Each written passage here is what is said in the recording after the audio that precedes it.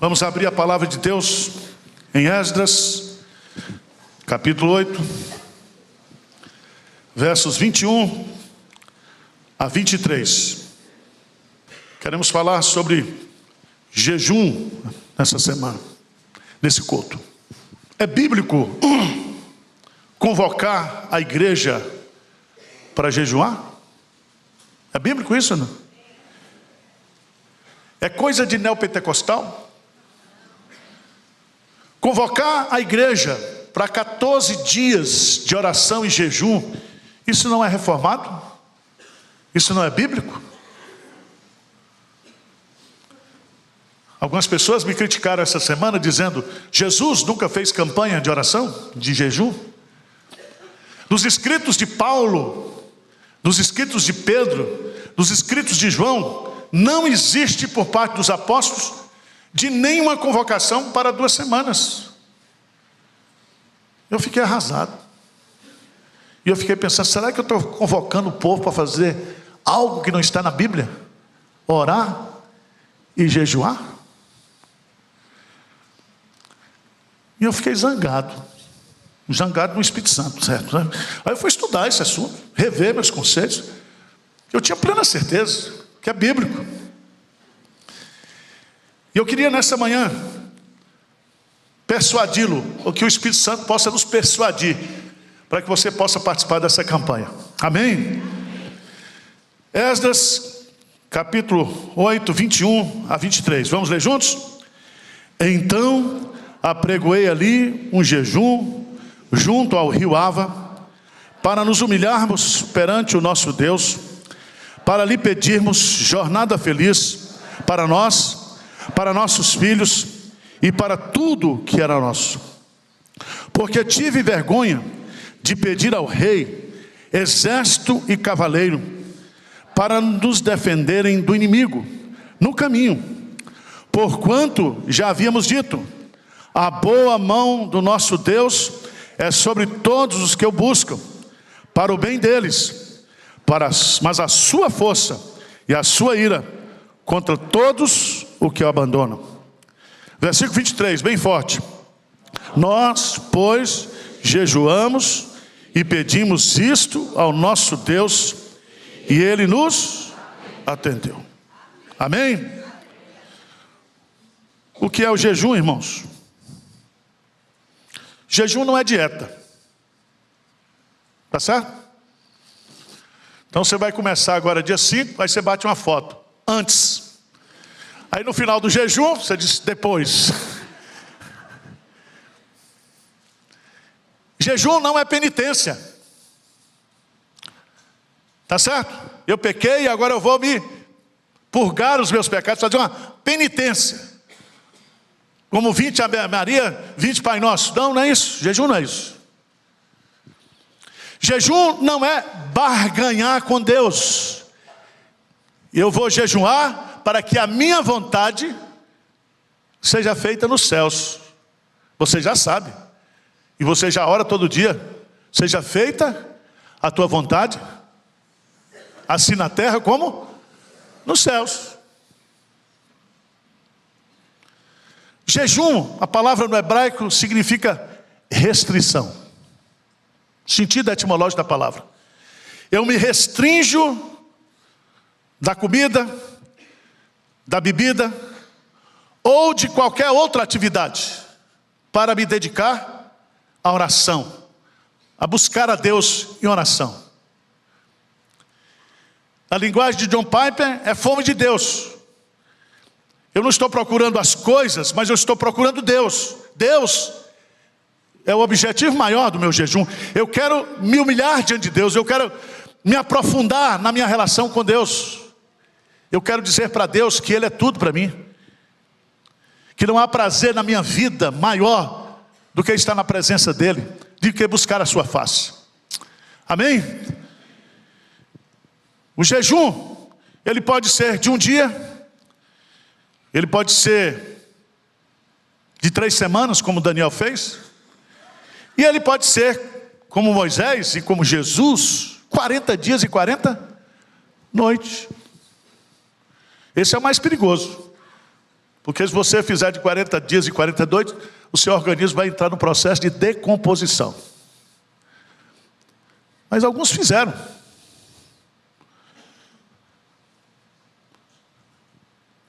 A grande pergunta que nós precisamos fazer: jejum é bíblico? E eu queria que você fosse, por favor, lá em Mateus, capítulo 9. Que esse é um texto que é muito distorcido. Alguns pastores e alguns irmãos que ensinam a palavra de Deus, eles usam a Bíblia para aquilo que eles gostam. Minha avó dizia: não gosta, come pouco. Gostou, come muito. Mas é interessante que alguns pastores, quando eles gostam de uma coisa, eles exageram na Bíblia. Quando eles não gostam, eles ficam arrumando defeito na Bíblia. Veja lá, em Mateus capítulo 9. Por favor.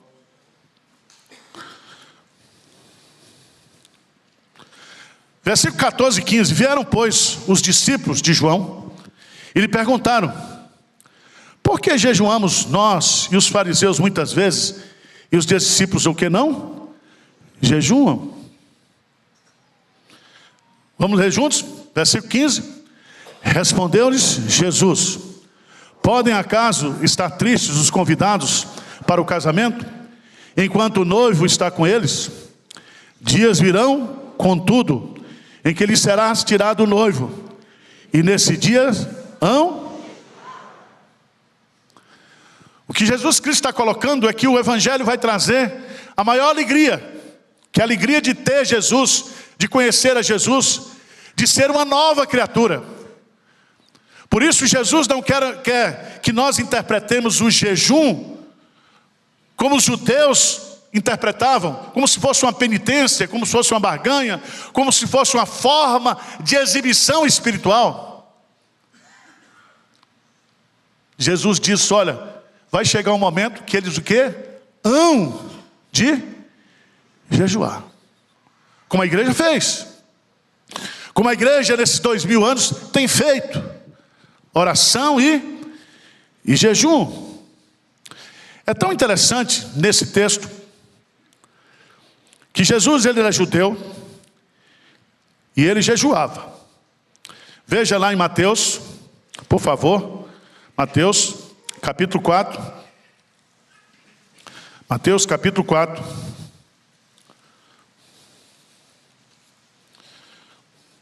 Versículo 2. A seguir foi Jesus levado pelo Espírito ao deserto para ser tentado pelo diabo. E depois de jejuar 40 dias Jesus então jejuou. Jejuou ou não jejuou? Se Jesus jejuou, ele nos deixou o exemplo. Veja lá em Mateus capítulo 6. Mateus capítulo 6.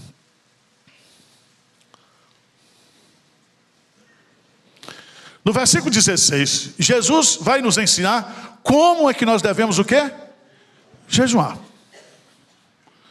Veja lá, por favor. Quando jejuardes, não vos mostreis contristados como os hipócritas, porque desfigura o rosto como o fim de parecer aos homens que em verdade vos digo que eles já receberam Tu, porém, quando jejuares, unges a cabeça e lava o rosto, com o fim de não parecer aos homens que jejuais, e sim ao teu Pai em secreto. E teu Pai que vem em secreto, o que te recompensará. Você não vai jejuar para mostrar para os outros que você é o que? Mais o que? Espiritual.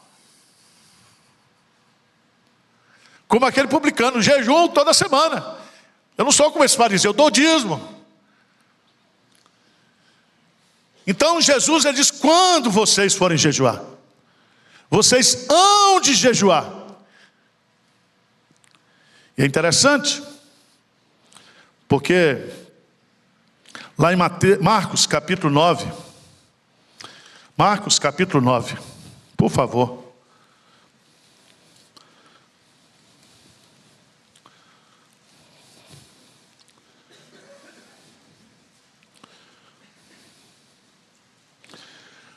Marcos capítulo 9, versículo 28 e 29. Os discípulos tentaram expulsar o demônio de uma criança, e eles não conseguiram. No versículo 28 e 29, o que diz aí? O que diz?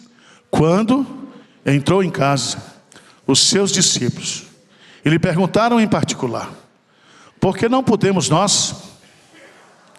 Respondeu-lhes: esta casta não pode sair, senão por meio de oração e... O que Jesus está nos ensinando aqui? Que a oração e o jejum, ele é imprescindível para a nossa batalha, o quê? Espiritual. Você casou com o marido, seu marido está endemoniado. Você está dormindo com o inimigo. Ore por ele. Jejum. Você tem um filho. Você tem uma causa, um filho. Está envolvido com droga. Está sendo usado por Satanás. Está nas mãos do inimigo. Está se autodestruindo. O que a Bíblia diz? Jejuar e... A forma de nós obtermos o poder espiritual é oração. Paulo diz em Efésios capítulo 6, que depois de nós tomarmos a armadura da fé, e ele vai te colocar no versículo 18, com toda oração, com toda súplica, com toda perseverança, por todos os santos. A oração que vem acompanhada do jejum é a forma de nós revestirmos do poder de Deus para a nossa batalha espiritual. Muita oração, muito jejum, muito poder, muita graça, muita ousadia, muita intrepidez, muita santidade, oração e jejum.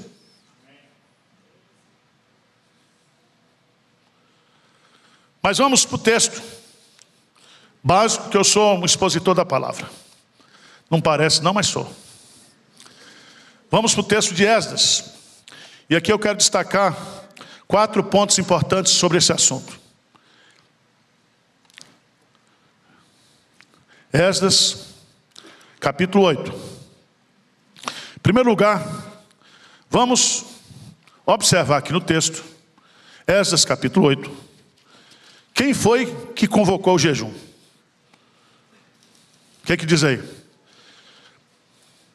Esdras capítulo 8, versículo 21, diz assim: então apregoei ali um jejum. Quem foi que apregou? Esdras. Esdras. Então todo líder espiritual, todo crente, ele pode apregoar um jejum na sua vida, para si mesmo, e se ele for líder espiritual, ele pode apregoar para a igreja. Quando Josafá, lá em 2 Crônicas, capítulo 20, ele é ameaçado por todos os seus inimigos, e ele observa que vem contra ele uma grande multidão, e ele reconheceu que não havia nele poder, ele reconheceu que ele não sabia o que fazer. Então Josafá, ele apregou um grande jejum em Jerusalém e convoca todo o povo de Deus, grandes e pequenos, homens e mulheres, novos e velhos, para clamar ao Senhor, para buscar o Senhor. E ele diz para Deus: Senhor, a nossa esperança está no Senhor. No Senhor. Esdras sabia que Deus é soberano, sabia ou não sabia? Será que Esdras era calvinista? O que vocês acham? Era reformado? Se você for para o capítulo 1 de Esdras, você vai compreender que Esdras, ele relata aí que a reconstrução do povo era um ato da soberania de Deus. Era um ato da soberania de Deus. Que Ciro era um instrumento da providência de Deus. O povo estava sendo trazido para Jerusalém. A primeira leva já veio sobre a orientação do profeta Zacarias, do líder Zacarias.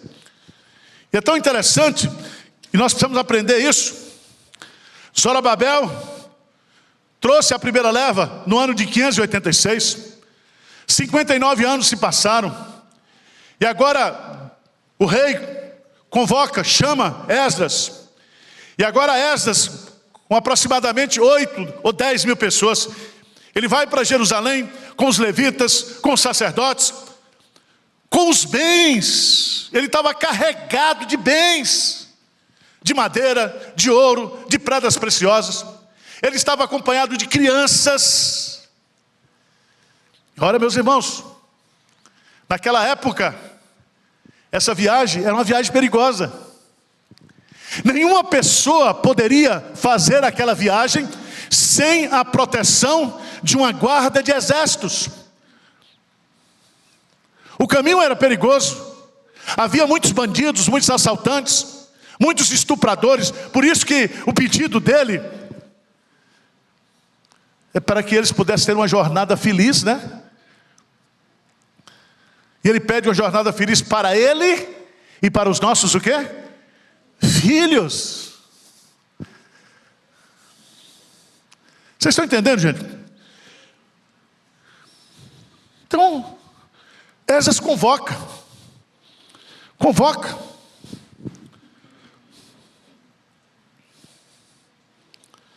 Vamos abrir a Bíblia no livro de Esther, por favor. Está logo aí na frente. Esdras, Neemias, Esther.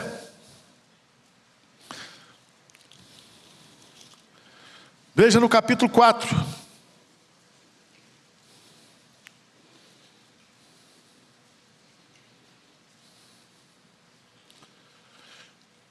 Antes de você entender o capítulo 4, no capítulo 3,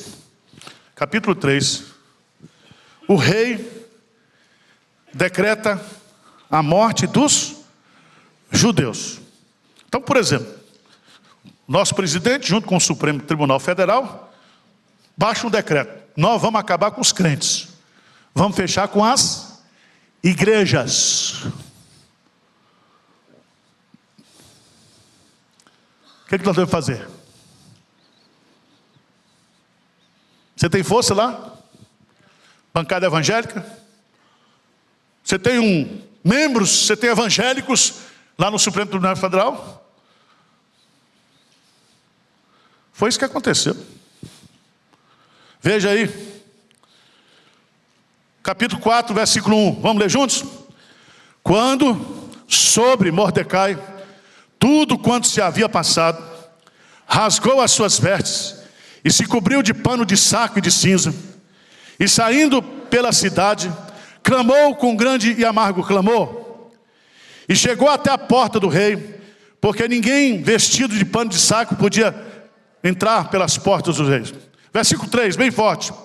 Em todas as províncias aonde chegavam a palavra do rei e a sua lei, havia entre os judeus grande, com jejum e choro e lamentação, e muitos se deitavam em pano de saco e em cinza. Querem mudar o sexo das nossas crianças. Vamos orar ou não? Vamos ou não vamos?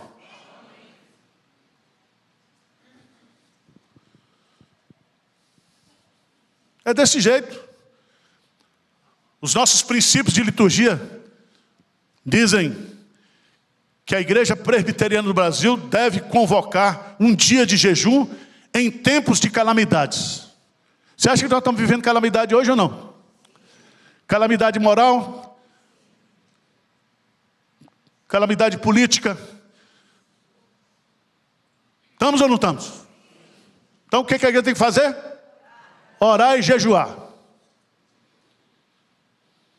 Veja lá em Esther, capítulo 4. Versículo 16 e 17. Veja aí que Esther é sabidinha. Ela vai dizer: vamos orar 3 dias. Enquanto eu for lá para brigar com o rei, eu vou entrar com ação do tribunal, tal, papapá, mas você fica orando aí. Veja lá, Esther, capítulo 4, versículo 16 e 17, bem forte. O que é que diz? Vai, ajunta a todos os judeus que se acharem em Susã, e jejuai por mim, e não comais, e nem bebais, por 3 dias, nem de noite, nem de dia. Eu e as minhas servas também jejuaremos. Depois, irei ter com o rei, ainda que é contra a lei. Se pereci, pereci. Então, se foi Mordecai, e tudo fez segundo Ester, lhe havia o quê? Ordenado. Não pode ir lá. Você jejum aqui, todo mundo jejuando, e eu vou lá. O rei não vai me receber, mas eu vou. Deu certo ou não? Deu certo. Deus ouviu a oração.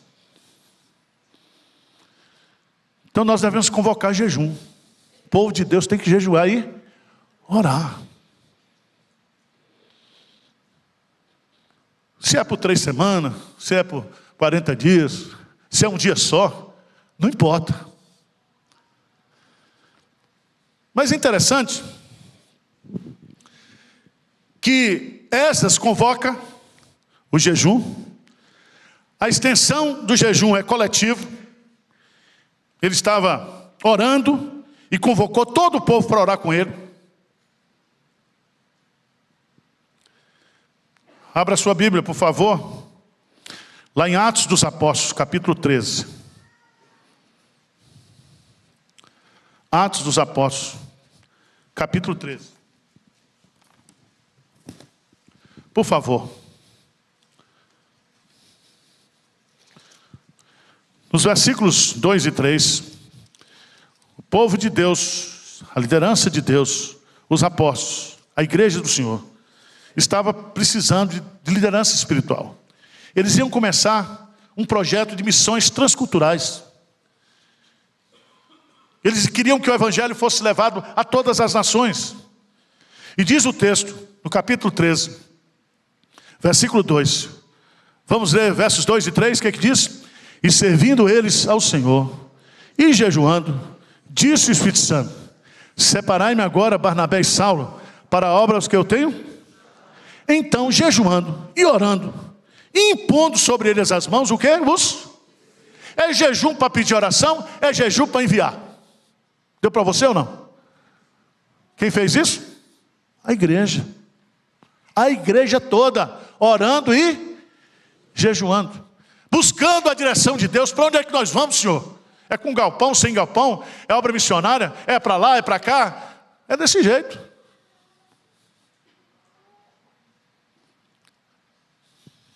Jesus, antes de escolher os 12 discípulos, Jesus, ele passou a noite orando e jejuando. Então você tem que orar de casar, tá?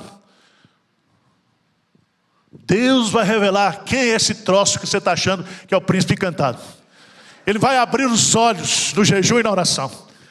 Vocês estão entendendo como é que é? Quem não ora antes, chora depois. É melhor orar e jejuar antes.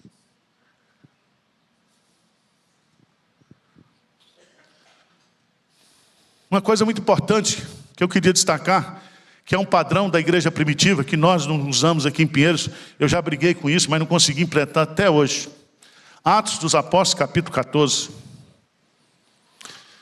Os discípulos estabeleceram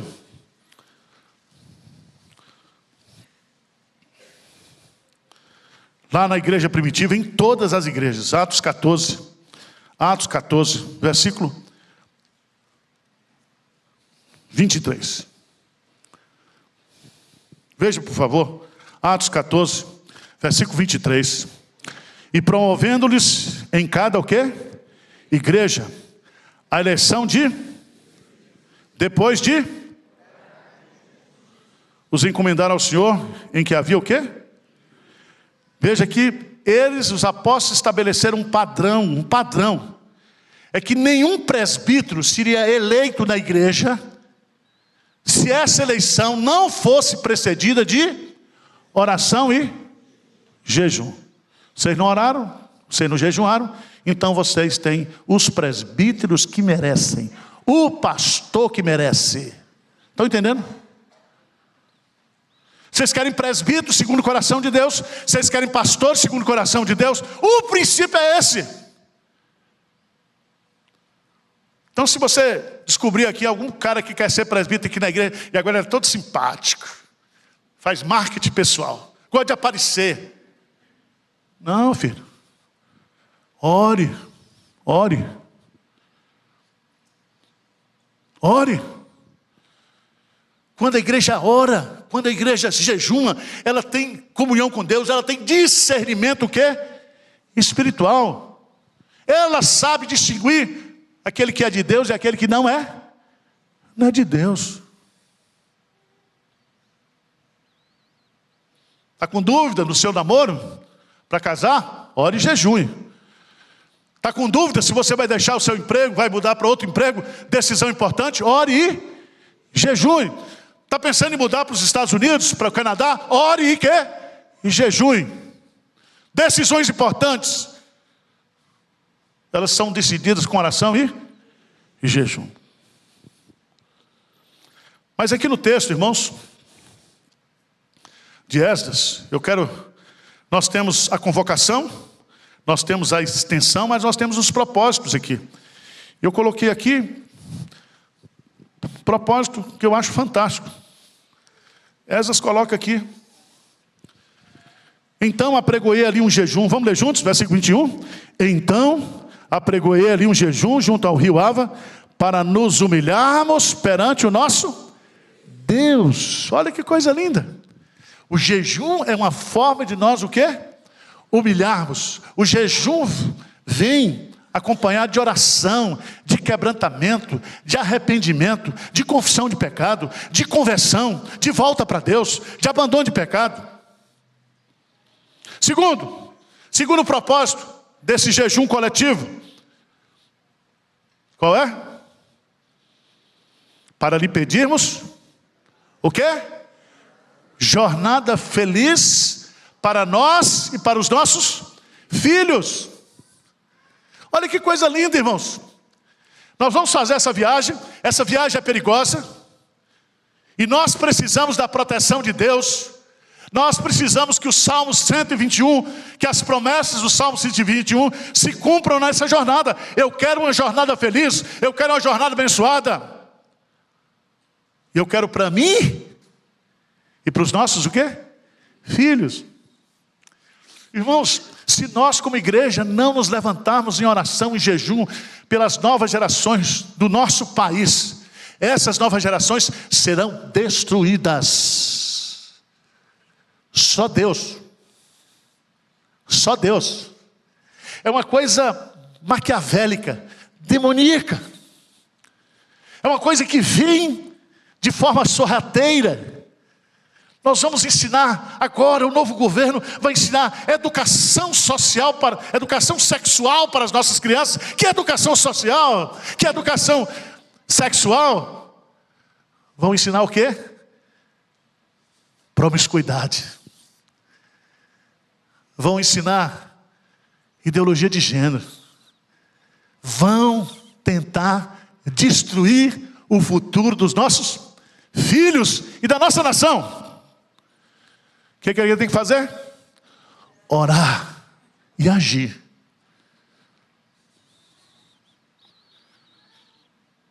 Eu quero uma nova geração abençoada.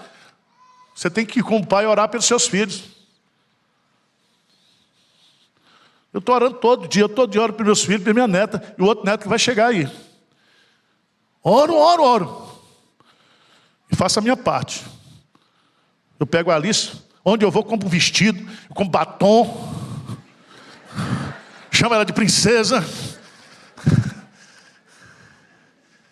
estão entendendo? Nós temos que incutir nos nossos filhos, de dia e de noite, a palavra de Deus.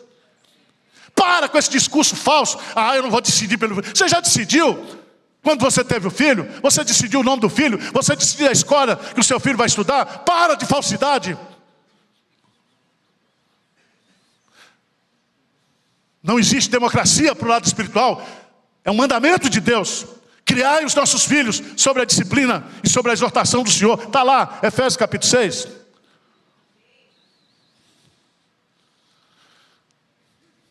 Propósito: nos humilharmos perante o Senhor. Buscar o favor de Deus, uma jornada feliz. Também, irmãos, para Ele busca o jejum, sabe por quê? Porque ele estava com vergonha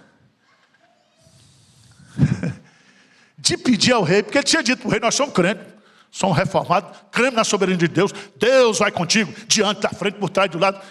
Falou tudo isso para o rei. Ele não arroba lá e disse: não, nós não precisamos de segurança não, nós somos o povo de Deus, o povo escolhido. Não foi? Ele disse: gente, eu convoquei, sabe por quê? Que eu estava com vergonha. Então tome vergonha, meu irmão. Sabe o que está faltando hoje para o povo de Deus? Vergonha. Eu vou pregar um sermão aqui sobre o crente sem vergonha. Vai bombar. Porque crente que não tem vergonha não é crente. Lembra quando Deus pegou Adão no pecado? Ele disse: eu tive o quê? Vergonha. Graças a Deus porque ele tinha vergonha. Porque os crentes hoje não têm o quê? Vergonha. Estão tudo sem vergonha. Ele diz: eu estou envergonhado, se eu vou lá pedir o rei. Eu disse para o rei que nós somos crentes, nós somos cremos na soberania de Deus. Agora, o que ele está dizendo? Eu vou convocar o jejum para mostrar para as pessoas que Deus é Deus e que a Bíblia é o que? A verdade. O que a Bíblia diz que Deus diz na sua palavra, ele não pode o quê? Mentir. Qual foi o resultado, irmãos? Qual foi o resultado? Versículo 23. Vamos ficar de pé e vamos orar? Esdras,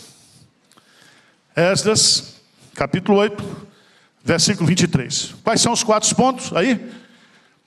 Convocação do jejum, a extensão do jejum, os propósitos do jejum, os resultados do jejum. Quais foram os resultados? Vamos ler juntos, bem forte, versículo 23.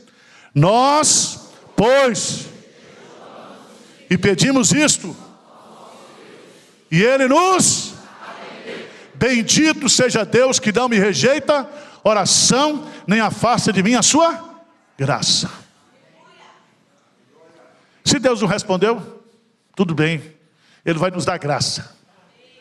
Mas nós vamos orar até ele nos ouvir.